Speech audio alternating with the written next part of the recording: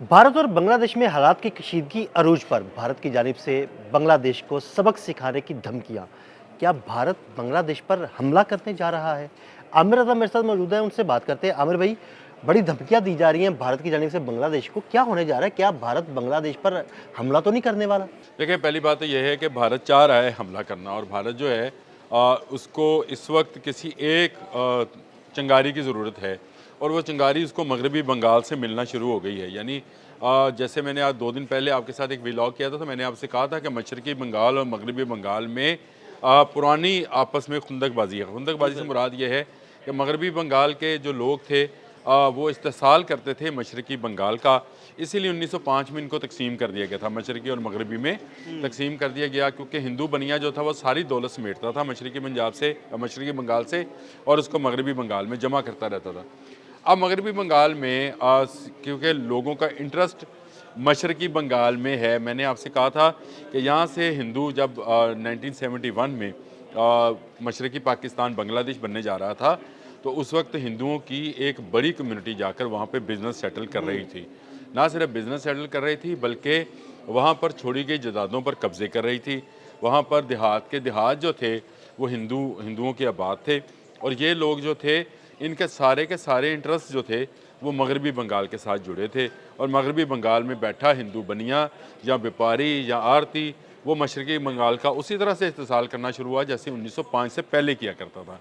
तो ये एक ऐसी सूरत हाल थी जिसमें मुसलमान मुसलसल दबते चले जा रहे थे और हिंदू मुसलसल जो है उन पर, उनकी मईशत पर, उनकी नॉर्म्स पर, उनकी अखलाकियात पर काबू पाता जा रहा था। अब जब ये नई इसको कहें क्या कहेंगे, नई स्ट्रीम चली या नई स्ट्रिंग चली, इसमें भारत से जो आज़ादी हासिल करने की बात हो रही है वो असल में इसी मगरबी बंगाल के जो हिंदूज़ हैं उनसे आज़ादी हासिल करना है। यानी वहाँ पर जो बंगाल में इस वक्त मैं उस मशरक़ी बंगाल की बात कर रहा हूँ, वहाँ पर इस वक्त जो हिंदुओं को तशद्दुद का निशाना बनाया जा रहा है, यहाँ कहा जा रहा है कि आप भारत चले जाओ। जी बिल्कुल। मैंने आपको बताया था कि हिंदुओं के दो स्थान, शमशान घाट या हिंदुस्तान, ये नारा लग गया, और इसका मतलब ये था कि मगरबी बंगाल से जो हिंदू इस्तेसाल करने के लिए आबाद हुए थे उनको अब वापस जाना है और वो वापस जाएंगे। इसको लेकर जो है मगरबी बंगाल में एक हंगामा बरपा है, और वहाँ पर जो है उनके बांग्लादेश की जो कौंसल खाना है उसके बाहर जो है एहतजाज जारी है, और जनता पार्टी के सुदिंदर हैं अधिकारी, सुदिंदर अधिकारी, उन्होंने एक यूं कहें कि एक बड़मलाई मारी, या उसको क्या कहेंगे कि ख्वाबो ख्याल की शायद दुनिया में, उन्होंने कहा कि जिस तरह से इसराइल ने गज़ा के साथ किया है हमें ये बंगाल के साथ करना चाहिए, और हमें बदला लेना चाहिए अपने उन हिंदुओं का जिनको वहाँ से निकाला जा रहा है या मारा जा रहा है या माइग्रेट करने पर मजबूर किया जा रहा है, और आहिस्ता आहिस्ता वो सरहद के करीब आते चले जा रहे हैं। ये है वो चिंगारी जिसका मैंने आपको शुरू में जिक्र किया था कि भारत और बांग्लादेश के मबैन एक जंग हो सकती है, और इसको अब दुनिया भी इस नज़र से देखना शुरू हो गई है, क्योंकि भारत के अंदर जो है बहुत ज़्यादा प्रेशर है मोदी के ऊपर कि वो बांग्लादेश पर हमला करें और हसीना वाजिद का बदला लें, क्योंकि हसीना वाजिद एंड कंपनी ने वहाँ जो इस्तेसाली बड़ा जुल्म निज़ाम, किया, बहुत जुल्म जो किया वहाँ 25 पे। साल इस्तेसाली निज़ाम उन्होंने डेवलप किया वहाँ पे, वो सिर्फ़ और सिर्फ इसकी बुनियाद ये थी कि वहाँ पर मौजूद मगरबी बंगाल के हिंदुओं के मफादात को तहफ़्फ़ुज़ किया जाए, उनको वहाँ पे कारोबार करने के मौके थे। आप अंदाज़ा करें कि ये इलाका मुसलमानों का था, अक्सरियत मुसलमानों की है, लेकिन तमाम के तमाम बिज़नेस के ऊपर, तमाम के तमाम बंदरगाहों के ऊपर हिंदुओं की इजारादारी थी, और इनको हसीना वाजिद अपना मोहसिन कहती थी। क्यों मोहसिन कहती थी? वो कहती थी क्योंकि इन्होंने हमें मशरक़ी पाकिस्तान से बांग्लादेश बनने में मदद की थी। हाँ जी। लाज़िम बात है, जो मुक्ति बानी बनी थी उसमें जो पैसा इन्वॉल्व था वो इन्हीं हिंदुओं का था, जो मगरबी बंगाल के साहूकार थे, या बिल्कुल। उसको कहें उस वक्त के सनतकार थे, दौलतमंद अफराद थे, उन्होंने ढेरों पैसा जो था शेख मुजीब को ट्रांसफ़र किया, जो कि मुक्ति बानी का काम आया, और पाकिस्तानी वर्दियाँ पहनकर उन्होंने जो वहाँ पर लूट मार का बाज़ार गर्म किया था उसमें हिंदू भी शामिल थे, और उसमें ख़ुद हसीना वाजिद के फॉलोअर्स भी शामिल थे। ये पुरतशद्दुद लोग आज भी उसी तरह से तशद्दुद कर रहे हैं। ये बंगाल के अंदर जो आपको मुख्तलिफ स्टूडेंट्स लीडर के मुतल्लिक जो मैंने आपके साथ एक व्लॉग भी किया था, उन पर हमला किया जा रहा है, तो ये सारे हसीना वाजिद के पैरोकार हैं, यानी शेख मुजीब के पैरोकार हैं। अब इनको वहाँ से देश निकाला दिया गया है। मोदी पर यह प्रेशर डाला जा रहा है कि जी हम में एक बड़ी कुव्वत हैं, और सुदिंदर अदाकारी का जो है अधिकारी उसका नाम है जी, अधिकारी मतलब फॉलोअर्स, लेकिन मैं ये कहता हूँ अदाकारी, उसने जो अदाकारी की उसमें उसने ऑपरेशन सिंदूर का भी जिक्र कर दिया।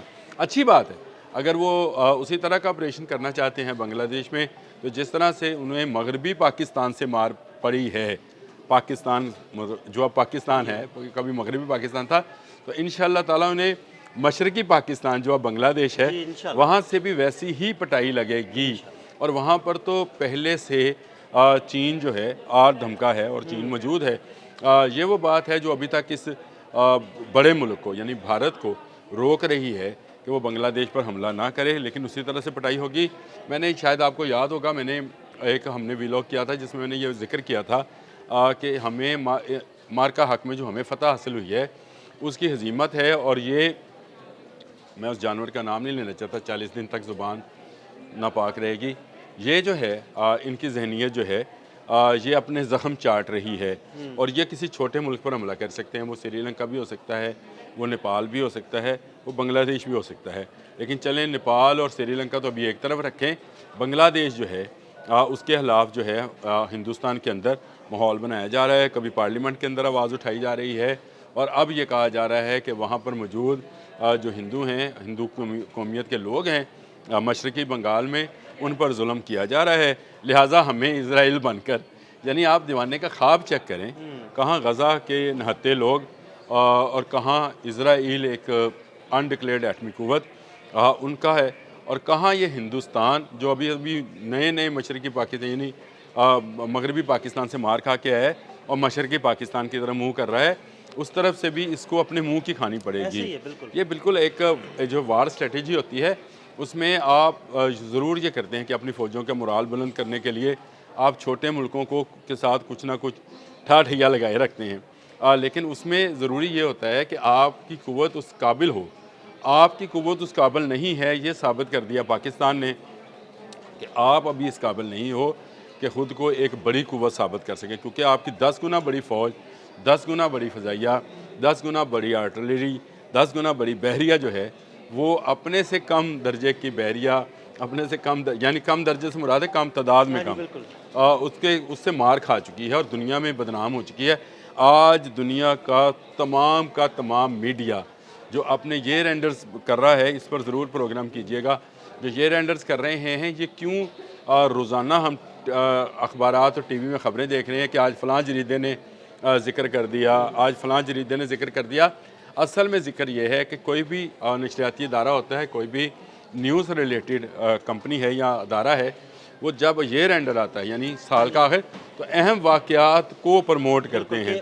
पिछले साल में या जाने वाले साल में कौन कौन से अहम वाक़यात हुए, उसमें नुमायाँ होने वाली शख्सियात जो हैं उनका नुमाया ज़िक्र किया जाता है। तो ये जो हम आए रोज़ टीवी के ऊपर मुख्तलिफ़ जरीदों का ज़िक्र सुन रहे हैं या अखबारात में पढ़ रहे हैं, या इसी तरह से जिस तरह से हम बात कर रहे हैं आपसे, इसी तरह से इसी प्लेटफॉर्म के ज़रिए जो है लोग यूट्यूब के ज़रिए या फेसबुक के ज़रिए आपसे बात करें, तो उसका मसला ये है कि इंटरनेशनल मीडिया इस वक्त अपने ये रेंडर्स प्रोग्राम्स मुकम्मल कर रहा है, और उसमें एक बड़ा वाक़या, एक बड़ी जंग का है, और वो बड़ी जंग जिसको हम मार्का हक कहते हैं और वो उसको ऑपरेशन सिंदूर कहते हैं, उसमें उनको पड़ने वाली मार्का है। ये एक ऐसा मार्का हक था जिसमें पाकिस्तान ने अपने से बड़ी क़ुव्वत को गिराया था, और उसके नतीजे में आज तमाम अपने ये रेंडर्स में उसको लिख रहे हैं। मेरा ख्याल है ये रेंडर्स में ये लिखा जा रहा है, और जो स्टार्ट एंड होगा ईयर्स का, उसमें लिखा जाएगा कि मशरक़ी पाकिस्तान से भी वैसी पटाई हो।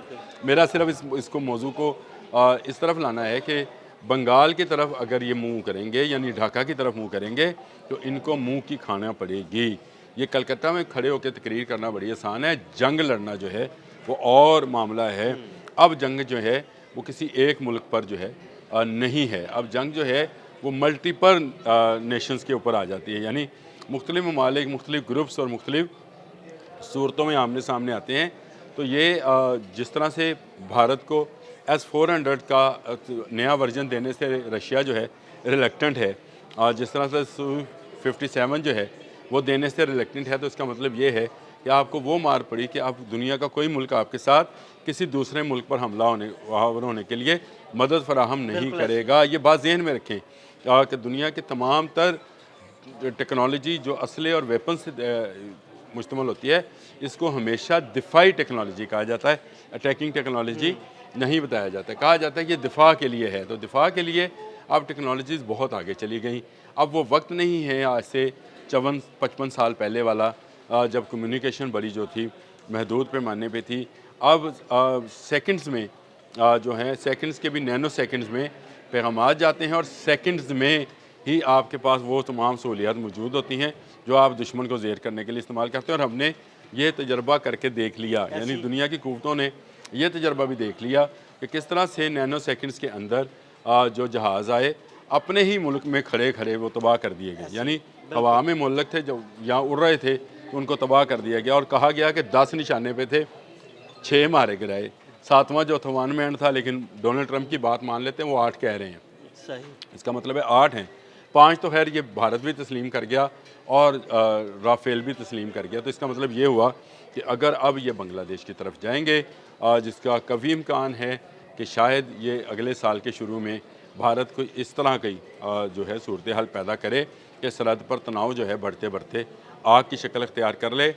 लेकिन उससे पहले अब बांग्लादेश जो है वो अपनी पूरी तैयारी में है, और बांग्लादेश ने जो नया माहिदा करना है इस साल के बिल्कुल शुरू में चीन के साथ 2030 के लिए, वो दिफाई माहिदा है, और उसमें चीन और बांग्लादेश मुश्तरका तौर पर एक दूसरे का दिफाई तावन करेंगे।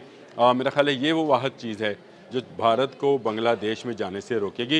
ये जो इसराइल और गज़ा वाली ये जो अधिकारी साहब ने अदाकारी दिखाई है, ये गिदर बबकी, खैर वो उन्होंने बहुत ज़्यादा एग्जेजरेट कर लिया, और उन्होंने यहाँ तक कर लिया कि उन्होंने एक को गज़ा बना दिया, एक को इसराइल। ना ये गज़ा है भाई, ये बांग्लादेश है, और मोहम्मद यूनुस का बांग्लादेश है इस वक्त, और वो पूरी तरह से तैयार हैं।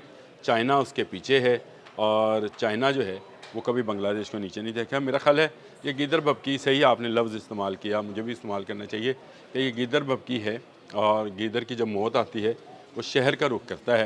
मेरा ख्याल है अगर भारत की मौत वाक़या होनी है तो वो ढाका का रुख करेगा, और ढाका का रुख करेगा तो अपनी उन 7 स्टेट्स जिनको 7 सिस्टर्स कहा जाता है, उनसे भी हाथ धो बैठेगा। और चीन पहले ही एक मौके की तार में है कि ये गलती करें इस तरफ वाली बॉर्डर पर, और वो उसको जो है चिकन नेक को काटे, ताकि ये 7 स्टेट्स जो हैं ये ख़ुद मुख्तारी का ऐलान करें। बहुत शुक्रिया आमिर रज़ा, आपका बहुत शुक्रिया। जी बिल्कुल, आमिर रज़ा ने बड़ी तफसील के साथ आपको भारत और बांग्लादेश के ताल्लुकात और आगे आने वाले हालात के बारे में आगाह किया।